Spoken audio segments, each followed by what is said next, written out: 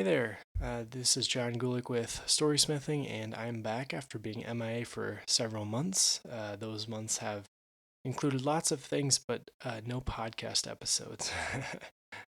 Mostly in terms of storysmithing, I've been focusing on recording episodes for Hazeltop and the Scale, which is a story that I wrote in 2023, a novel. And now all of those chapters are recorded, and you might notice they're listed on the podcast, which is very fun and exciting. Those 20 chapters, in those I learned I'm definitely not a voice actor. So that was a fun but difficult experience trying to capture some different voices. Due to recording those episodes over many months or several months, I kind of forgot what voice went with what character. So I think listening from chapter to chapter, a lot of the character voices are pretty different.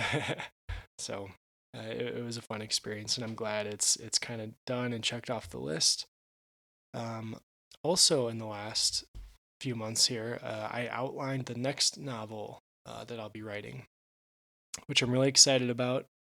It's set within the same world as Hazeltop, but it does not follow the events of Hazeltop. It's different set of characters, different part of the world, but something that the reader will be a little bit familiar with.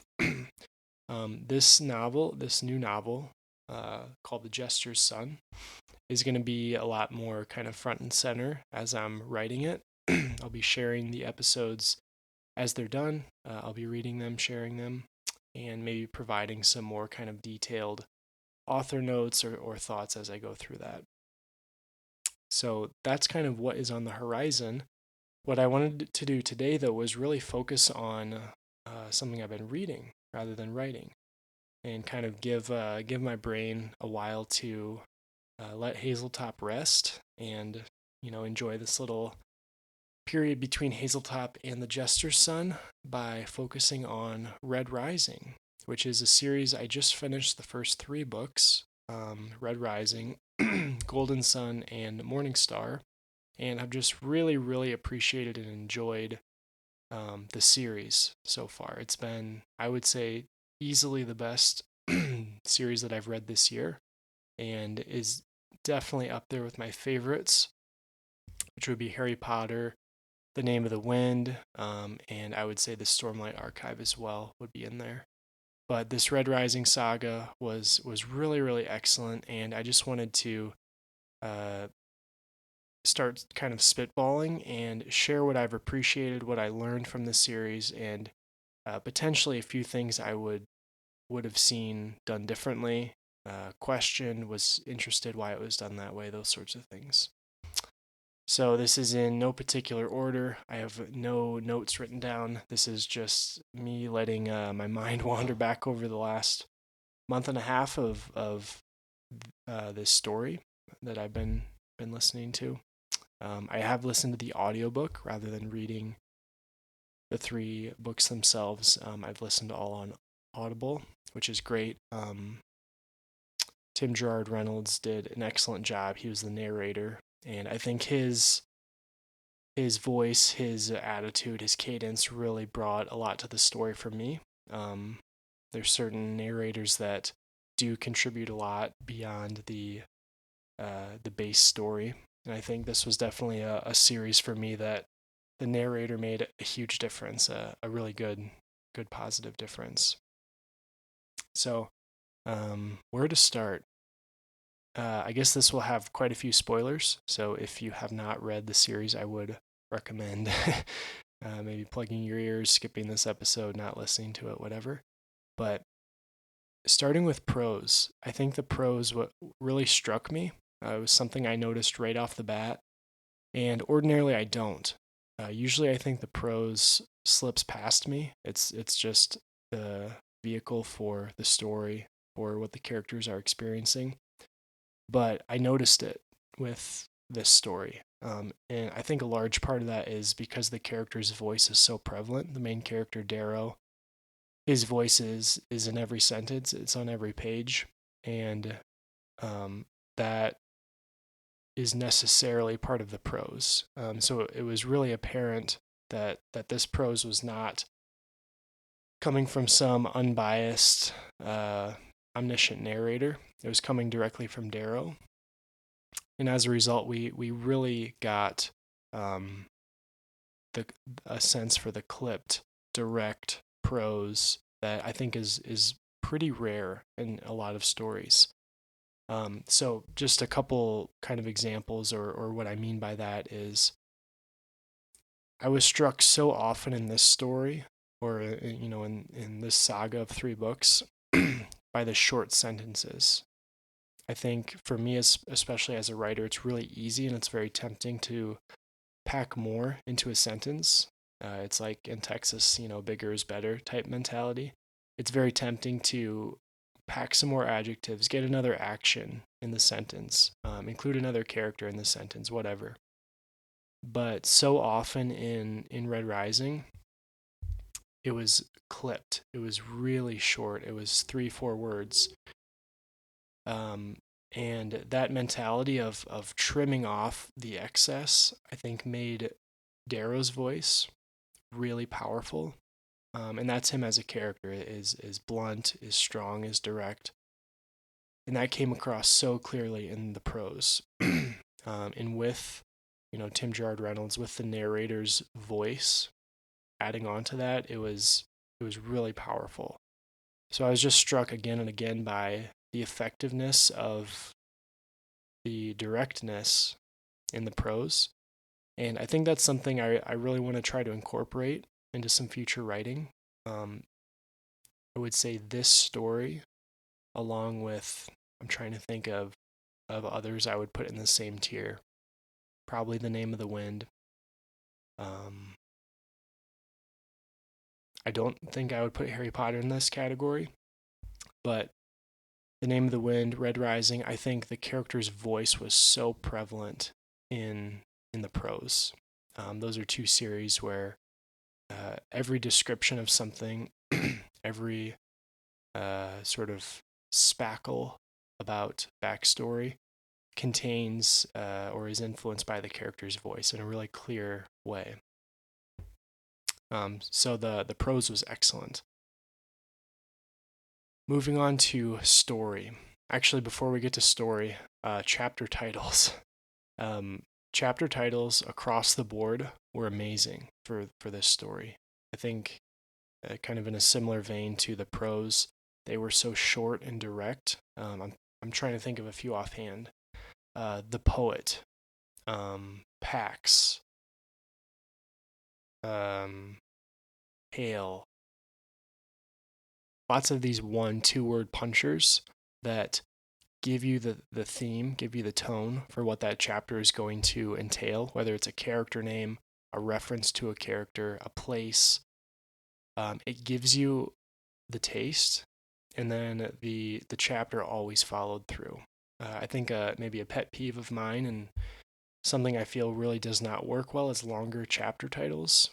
This is maybe less common in books, but I was watching a show that consistently had 7 or 8 word chapter titles, and it was just the law of diminishing return kicks in hard at maybe 3 words. Anything beyond 3 just really loses its value. And so I felt the chapter titles in Red Rising really contributed to, one, the sense of tone. It was really in keeping with the character's voice. And 2, it contributed to this grand kind of narrative. In almost a counterintuitive way, you'd assume a grander story, a bigger story would have more to it. But the directness, the shortness of those chapter titles still communicated a sense of scale, even though it didn't come with the baggage of an extra 5 words. So the chapter titles were excellent. Moving on to world building. Could talk for a long time on world building. This was one of the best developed or most deeply developed worlds I think I've ever read. Very different from something like, let's see, Roshar in the Stormlight Archive, where it's extraordinarily broad In Roshar, I would say you have 10 directions of magic that each have their own nuances, each have their own things you need to learn as the reader before you can really appreciate.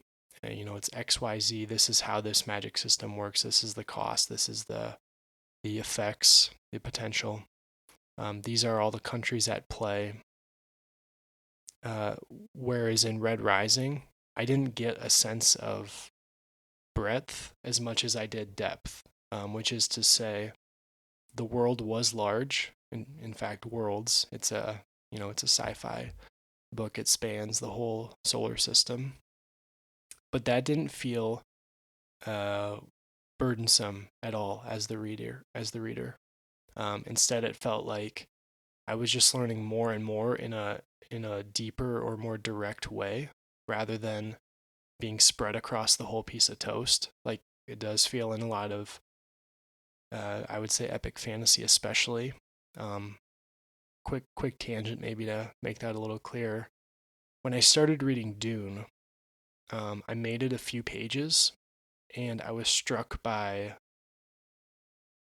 all sorts of references to different groups, different countries, different families that all have this deep history that you need to consume or learn as the reader. And within 2 or 3 pages of Dune, and I know it's an excellent book, I just have not have not read all of it. I was swamped, and the enjoyment of reading was really eclipsed by the burden of learning and trying to absorb all of this information. And that's called an info dump at times, but I think this description I'm applying for Red Rising of depth rather than breadth is what I experienced there. So rather than getting hit by 20 different things, I feel like Red Rising really started in a place, and it dug into that place. It gained depth and detail of that place, and then it moved out from there. So Red Rising starts in Mars, in the mining town of Lycos, and it develops that town, and you get a great feel for what the people are like there. You start to learn that there's a larger society, and that society is coordinated and organized into a series of colors, some kind of a hierarchy that delegates people to a particular caste. And you begin to learn who some of the key players are as it relates to those on Mars, and then later elsewhere in the Institute, or excuse me, in the society. And that progression of Lycos to the colors in the caste system to sort of the power system itself, I think worked really well. And I did not feel at any point like, oh boy, here's a new name, here's a new country I need to remember, or a new planet, or town, city, whatever. Here's not another detail that I need to learn. It's more, I already know all of this, and here's just the next piece in the sequence. So I felt that the sequence, that the structure, the progression of information was very, very well done. Was never dumped on with info. So that was really masterfully done by Pierce Brown. And that's what Brandon Sanderson calls the grand skill, that ability to communicate a world, to communicate information in a way that doesn't bury your reader in it. So very, very well done to Pierce Brown there. So that's a piece of the world building, and I would say, to some degree, it followed kind of the framework of something like Lord of the Rings, where you start in a place, you start in the Shire, you begin to move on to Bree, and then deeper towards some of the elven areas, down through some dwarven areas, and so on. Following that path of starting in a simple place that the reader can connect with, relate to, maybe more of a common area, and then the adventure becomes more grand. That's definitely the approach for Red Rising. And I think it had a lot less info dumping than Lord of the Rings, so I would call that a double whammy. That's very good. Moving on to I guess plot or character would be two good ones. Let's start with plot because it's very easy to appreciate the plot in this story. I will say before I go any farther into the details here, like I said, there's a lot of spoilers. I did appreciate, or I really enjoyed the first book more than the others. I think the third was probably my least favorite. The second was the middle, and the first book, Red Rising, was easily the best. All three were good, but Red Rising was just way higher. Like I said earlier, it was easily the best book I've read this year, and one I would definitely want to reread several times just to try to absorb it, appreciate it more. The plot of Red Rising seemed to just hit all the cylinders for me, and it did the impressive thing of starting in an unimpressive place, kind of like Harry Potter. You know, you start in Privet Drive. You don't know Hogwarts or Ollivanders or Floo Powder or Professor Snape. You don't know anything about Hogwarts until deeper into the book. But you start in Privet Drive and you learn to relate to Harry and you appreciate him and feel connected to his story. And that's enough to pull you through, the first 40 or 50 pages until he gets letters and gets on the train and the story takes off. But there's that little grace period at the start where it's just the magic of an ordinary, person, and that's enough. And that's what Red Rising does as well. Before you get into the grandness and the prestige and the challenge that comes later in Red Rising, you start in Lycos, in the mining town, and it's just Darrow mining and trying to support his family and do his best to win some accolade, win some basic food for his town. And that sort of small scale challenge is enough to pull through the first 50 or 100 pages or so of Red Rising. And I think that was a nice kind of breather. It's the same thing as in Fairy Tale by Stephen King. The first maybe 200 pages of that story are very ordinary, and then it progresses into something fantastic after that. But anyway, moving through the Red Rising story, I think the measures of the Institute, the rules, the barbaric nature of it, just worked so well for me. It was very interesting to go from this highbrow gold society where everybody is so polite, so cultured, so intelligent, strong, you name it, to their weeding out system to decide who's going to be sort of the next generation of leaders was not, intelligent, educated, cultured, gentle. It was this completely barbaric system of throwing all of these kids in basically a Hunger Games, putting them on teams, throwing them in a massive arena, and saying, good luck, last team standing wins, essentially. That, juxtaposition, that difference was very interesting. And it's very hard to not have an interesting story when you turn into the military academy genre. That's obviously very popular, and it's very easy to create tension, create different plot devices. And just how the arena fight, just how the story played out, I thought it was so well done. It really moved through. I think it worked on a couple levels. And this relates to an interview I heard of Pierce Brown where he talked about really trying to sync the different thematic beats. So syncing the thematic beats with character beats with plot beats, kind of that trifecta. It's a concept I haven't really considered before, heard before, but one that he was obviously very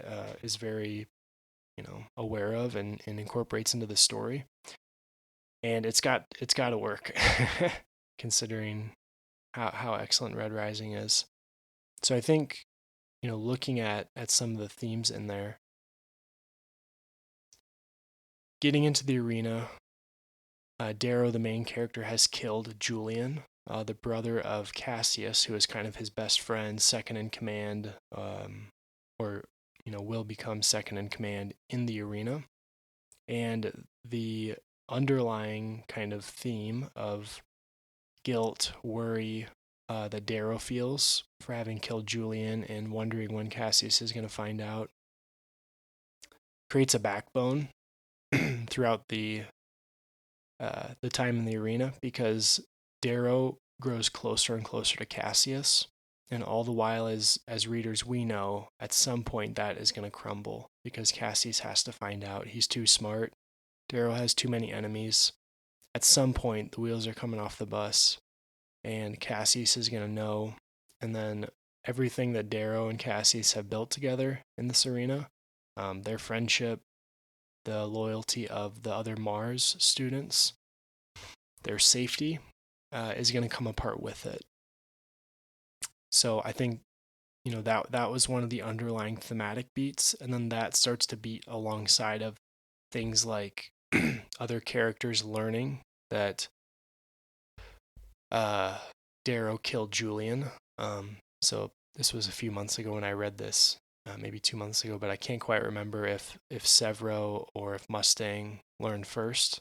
But gradually, people start to learn that Darrow killed Julian, and that's sort of the plot beat getting or becoming in harmony with the thematic beat. And we as readers know, as those beats get closer, Cassius is going to learn. So that was really interesting.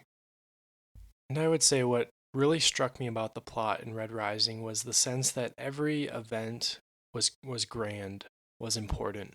And it didn't matter really the sense of scale or actually how important it was, but everything felt important. And I think that's because there was a really excellent job, or a really well done job of increasing the stakes over and over, so that at every time when there was a check, when there was some kind of a conflict at that new level, it was the highest level yet.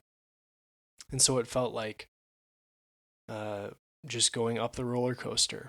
And every 10 pages, there's another conflict, and it's higher than it was before. There's more stakes, there's more risk, more to win.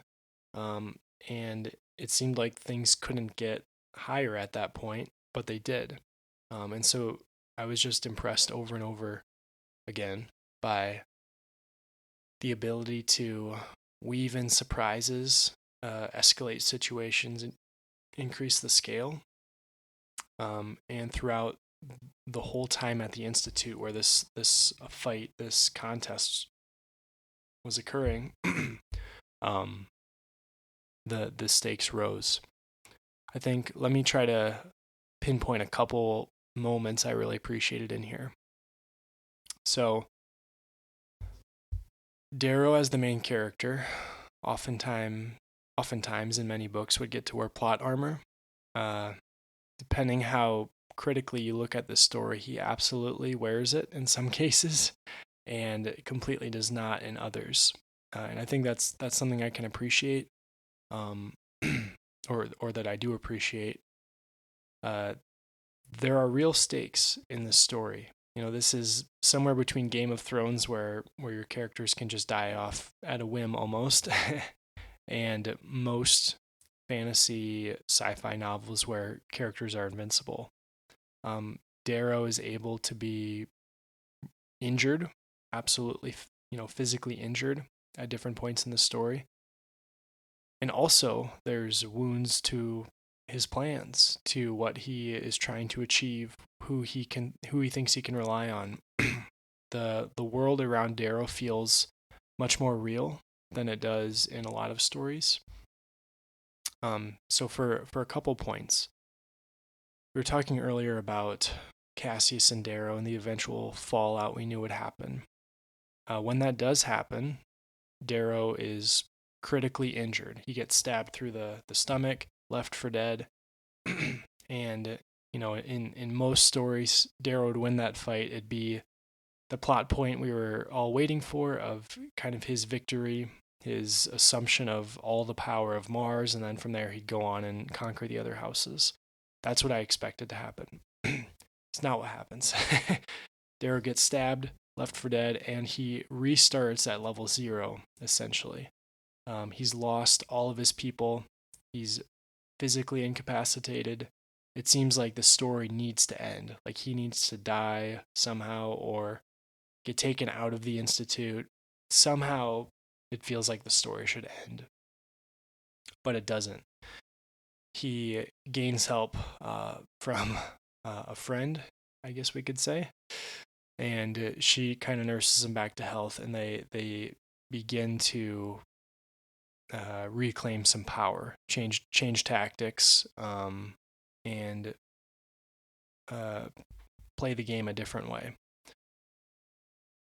Elsewhere in the series, Darrow is reset to level 0, and this is something that did not feel old at all, even though it maybe happens 3 or 4 times, where he claims power, gets stronger and stronger.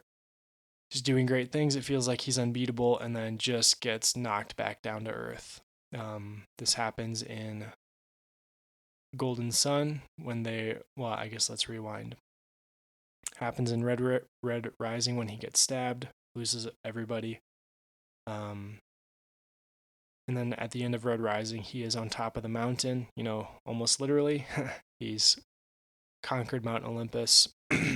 He is essentially picked as Augustus's, I don't remember the term, but his kind of apprentice. He's got the best pick of the litter there. So finish book 1 on the absolute high note, start book 2, and Darrow loses the contest. This whole kind of academy, second term university that's been his life for the last few years, he loses and is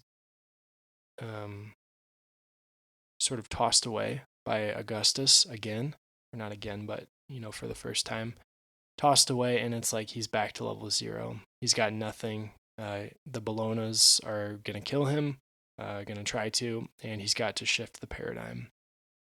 A little later on, towards the end of book 2, he's amassed this great army, doing, he's unconquerable. It seems like he's able to beat everybody. And then this nasty trick with the EMPs that Cassius kind of coordinates. And Darrow gets knocked out. A lot of his gang of, best friends get killed. And it seems like this is it. Manages to squirm his way out of that one barely, which it was awesome when he kind of cuts himself out of the star shell armor underwater. That was probably one of the coolest scenes I've ever read. And then end of book 2, he gets captured. Most of his friends get killed at the kind of the award ceremony at the end. He gets captured by the Jackal. Start book 3 and he is like level -20. He is captured. He's locked in this box for 9 months in the dark after being tortured for 3 months. It's like things could not be worse in any possible way than this. Manages to break out, and from there we kind of, we go. So there's 3 or 4 of these big resets. And I think one of the main reasons of that, or the main functions of it, is that it allows us to go on this power ascent with Darrow again and again. And that ascent creates a lot of movement. It creates a lot of purpose in the story. It's reason for Darrow to do what he does. And it's exciting to watch his team grow and his power grow, his confidence grow, his personality change as that journey happens. And by resetting him, it creates a lot more track to run on rather than, him getting to the top and looking around. There's nowhere to go. It's just the start of another mountain. So that was a mechanic that I really appreciated, and one that I don't see in a lot of stories. Most of the time, it's a gradual ascent. They get to the top, and that's the end. Not this time. I guess looking at characters now, we've talked about Darrow's voice and how present and how powerful that was. I think each character really had a personality of their own in this story. It's easy to point to a couple like Severo or Mustang, or what was his name, Crevasse. There's a lot of really dynamic, unique characters, and I think a lot of that came through in their dialogue. The dialogue in this story was, especially in Red Rising, I would say Red Rising to me was much sharper, much better than the other two series. But in Red Rising especially, the kind of brevity, the directness, the sharpness of characters bantering, of them insulting each other, was right in line with something like Game of Thrones, which I think has the best dialogue I've read in terms of throwing insults, referencing families, or rather incorporating family history and family politics into everyday language. Red Rising had a very similar level of banter, and it really fit with the kind of the school university setting. And I think one thing that I really learned reading Darrow's dialogue was actually his non-dialogue, when he didn't speak, when he acted instead. And I think this story, Red Rising, did a really rare job, a very good job of using action in place of dialogue. Back to the kind of one of the first principles I would say that Pierce Brown did a great job of was using only what was necessary, keeping in line with the character's voice of blunt, direct, etc. When dialogue could be replaced by action, I think it was very commonly, and especially the dialogue was, or excuse me, the action was surprising. It was blunt. It wasn't necessarily commonplace. So a couple examples of that maybe. Darrow just embodies this over and over because he's so brutish and full of rage at times that he's locked in some kind of a conversation, discussion, negotiation with somebody. You expect him to play the typical game and try to agree with them, coerce them, satisfy them, whatever the situation demands. And he just chooses a completely different tact. So this might be, at the very end of the saga of book 3. This is a big spoiler, but the big bad guy, the Jackal, has the nuclear football. He has a bunch of these high-powered nukes planted all around Luna, this big country with this big planet with billions of people, and he believes he has painted Darrow and his friends into a corner, that they can't do anything to stop him, that he's won the game and he's going to become sovereign and rule everybody. And he's talking to Darrow, essentially telling him that he, the Jackal, has won. Darrow needs to back off, accept him as sovereign, and Darrow just punches him in the throat and restricts the Jackal from talking to Lilith, his supporter, that's the one actually launching these missiles. And Darrow changes the paradigm. He's expected to be in this banter, this discussion, and he just resorts to his kind of deepest core of his character, which is as I've said, like brutish. And he wins the conversation. This happens at other points as well. And just the plot twists, whether it comes at a point in dialogue or in plot, were just incredible. A couple other that came to mind that just totally caught me off guard, amazed me, was really the birth of the Howlers. The Howlers were an incredible force through these first 3 books. These little kind of golds, these little people that are as animalistic and crazy as can be imagined, and they all follow the persona of their little leader Severo, who's hilarious. But they're really born in early, about halfway through Red Rising, when Darrow's trying to siege this castle, House Minerva, I believe it was, and he manages to draw a lot of them out and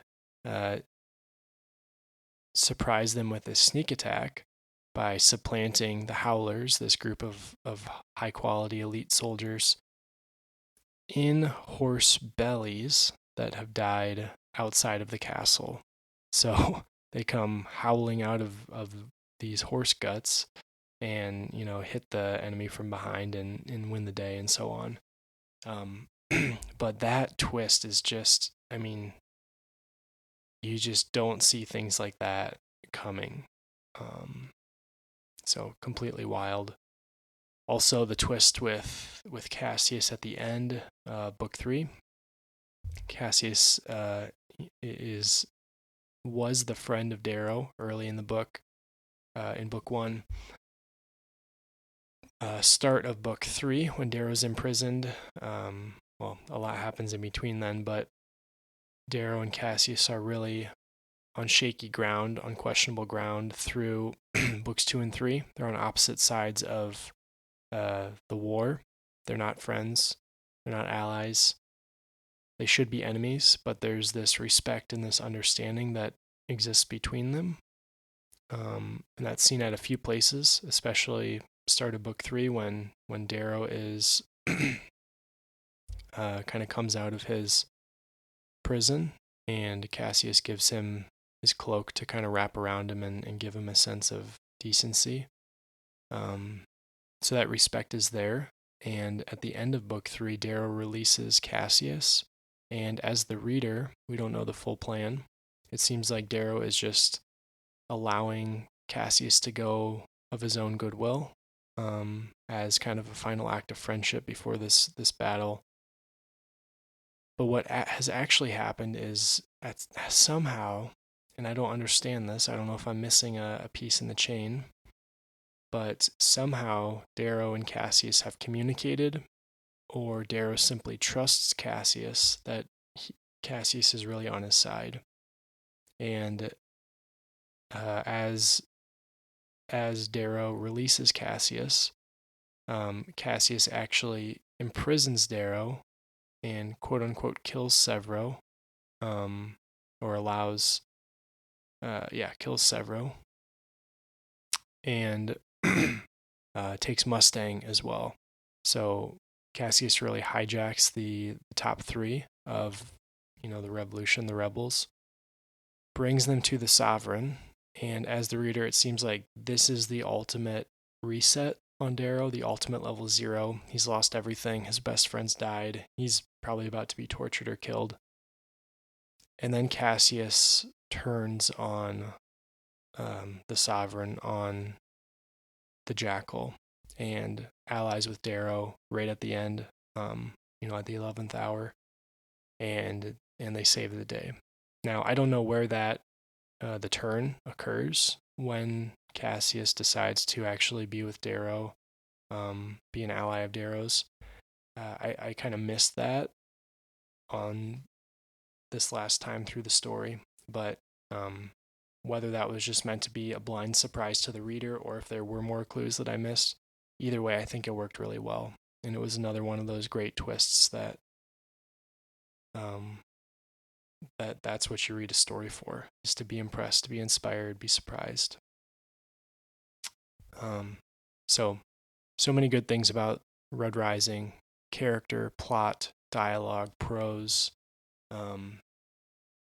world building was really off the charts. Is there anything else to include here?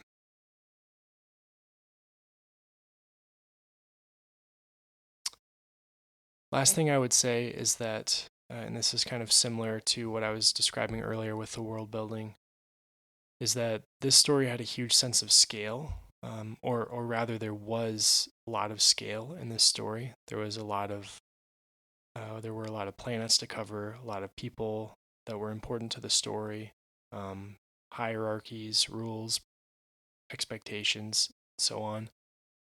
But it just didn't feel that way, which is a very good thing. It felt easy to read. It was smooth, and it didn't feel like a sci-fi book, which from me is a compliment. It was much closer to epic, whether that be epic fantasy or just epic.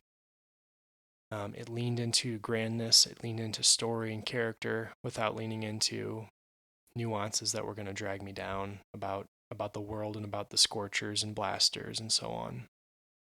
So, I guess the last thing I'd kind of mentioned was potentially things I would have changed or would have done differently or curious about. I'm sure there are some. Let me think for a moment.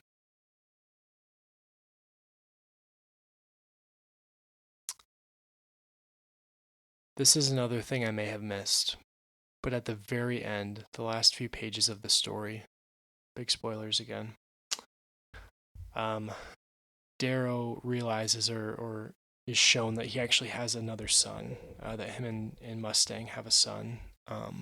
And I did not get any foreshadowing clues that this was a possibility. Obviously, Darrow was locked up by the Jackal for those 9 months or that year, while Mustang was pregnant. But I just missed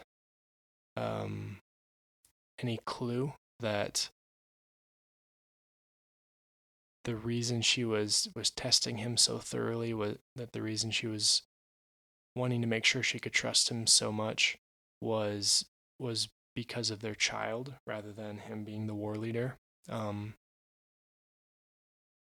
And looking back, in kind of Mustang's final description or explanation to him, it sounds like she had told Darrow's mother potentially, and that she had left after that. I think I'm just missing a few pieces here because it doesn't resonate a lot with me. I can see a lot of the symmetry that's going on thematically. Early in the story, Darrow lost his child with EO. In the end, he gains one with Mustang. Mustang and EO are related in a lot of ways with their vision for the future, with their willingness to sacrifice and so on. So I can see why it makes a lot of sense for Darrow to have sort of this like reciprocal or symmetrical child at the end of the story. But I just don't see logistically how we led up to that. In Star Wars, I've often heard it said there's there's a component of the plot early on, and I don't know the story well enough to describe it in any detail, unfortunately. But there's a component related to Luke Skywalker's birth. I think it's something about his mother, that is just there because it's part of the heroic story, the heroic journey. And again, I really don't remember that detail, unfortunately. But it's like an arbitrary detail to the story that's only there because it's supposed to be there. And I would say I'm wondering whether I missed important foreshadowing that would make this child of Darrow's more kind of expected or satisfying or whatever, or if it's more of the like expected outcome. I thought it was nice, but it didn't really resonate with me that that this was what Darrow was ultimately driving towards. Like, for example, what I think would have made it that closing scene a lot stronger. I guess let me step back for a moment. I felt like the closing scene was a feel good moment where we learn that Mustang and Darrow have a baby together. Right? It symbolizes that there's hope for a future, that they're going to work towards making their child's world a better place, so that this boy Pax can grow up in a good world. It creates a sense of hope and maybe some more movement at the end that something good has happened. So it does a lot of things. But I think that scene would have been a lot stronger if I'd gotten the sense from Darrow that he really truly missed his child, his first child with Io that had died. If there were constant points throughout the plot where he was reminiscing on his child, what would his child think of him doing this? What would he do differently if his child was with him? If that story beat was a lot more present, and we knew that Darrow really kind of lamented losing his first child, and wished that child was still with him, that he could fight for that child, so on. I think gaining a son at the end would be a lot more impactful. And then I guess from Mustang, I didn't get the sense that motherhood, or that this child, the responsibility of this child, influenced her. There's some allusion to it at the end that she was testing Darrow not only to be the leader of this rebellion, but seeing that he was a good father for the child. That I think that kind of works, but on her part, I just didn't get the sense that there was something under the hood, that there was something going on behind the scenes with her, that if she had been preoccupied or worried or on a data pad checking in on her son at a couple points, that we got the sense, hey, there's some kind of a secret she's keeping from Darrow. Actually, I think that would have been a great movement in the story. So imagine we're in book 3, right? This child's been born. Mustang obviously knows. Darrow does not know. And she's playing this game of testing him to see if he's going to be a good father.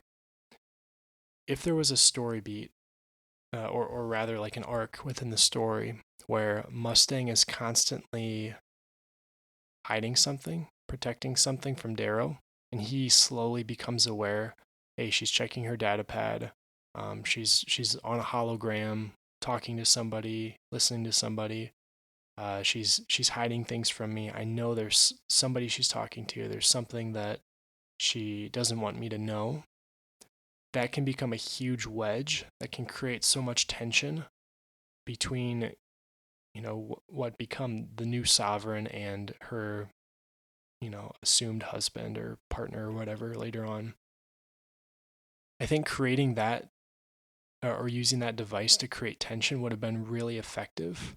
And I don't see it being divergent from the story that we got. I think there were points where it would have been really nice to have some more tension between Mustang and Darrow. And this may just be my memory, but I don't really recall much meaningful tension between them in this story. Like, imagine if the arc where Darrow and Mustang and who else is with them? I think maybe one more person is with them, but Darrow and Mustang are on the poles of Mars where the Obsidians live. They're hunting Cassius and Azure, and they get involved with Sephi, the future queen of the Obsidians. Imagine if in that story arc, where Darrow is essentially all alone, save for Mustang, and Holiday, that was the other person. Imagine if in that story arc, Darrow begins to lose his last ally, and he's surrounded by, these millions of Obsidians that really want to destroy him. Imagine if during that story arc, Mustang begins to let's say,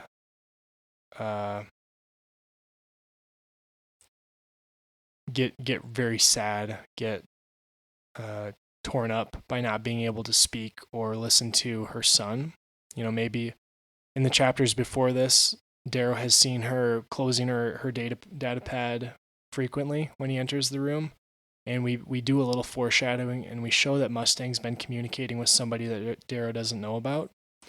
If we lay a little bit of that groundwork, and then we get into the polls here, where we're with the Obsidians, our data pads aren't working, whatever, and Mustang begins to suffer from a little bit of that, homesickness, whatever we want to call it.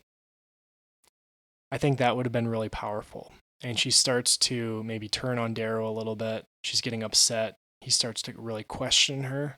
Who is she trying to communicate with? Why is she so desperate to get her data pad working again? Whatever. All of a sudden, she kind of turns on him, and he is alone with these Obsidians. I think, looking at how he got out of the situation, essentially by flying up, killing the golds that we're watching over. If he had done that by himself without Mustang's help, I think that would have really been more powerful. Right, her thematic arc as a character is this refrain of diplomacy, kindness, looking to the future, her vision, and his is just the sword. So if she were left out of sort of the destruction of the golds that were up on Valhalla or whatever they called it, and Darrow sort of just did it as a solo mission with the Valkyries, of course. I think that wouldn't have changed the overall story, but it would have been a more powerful scene, because while he's up there, he doesn't have the support of Mustang. And this is like the negative, kind of like in dialogue of not speaking. The negative would be while he's, killing these golds up there and enlisting the help of Sephi, he also has to wonder, what is Mustang going to think of me butchering these golds? I know she's hiding something. I'm worried if she's even on my team. What is she going to think of this? So we get some like deeper questions that Darrow has to confront as he moves through those scenes while making them a better scene. So I would say maybe that's something I would consider changing, is building that in a little bit more. There might be a few other plot movements I would consider, but overall, this was really an amazing story. I enjoyed it so much. Listening to it, like I've said, the narrator, Tim Gerard Reynolds, just did a wonderful job. I loved the different accents. It really created a lot of value for me in the story. And I think I'll definitely look forward to listening to this again at some point. I'm going to move on to the next 3 books, and start on those. I'm sure I'm going to appreciate them a lot. But that's all I've got for Red Rising. So much to learn from this book, and I will leave you with that. Thanks for listening.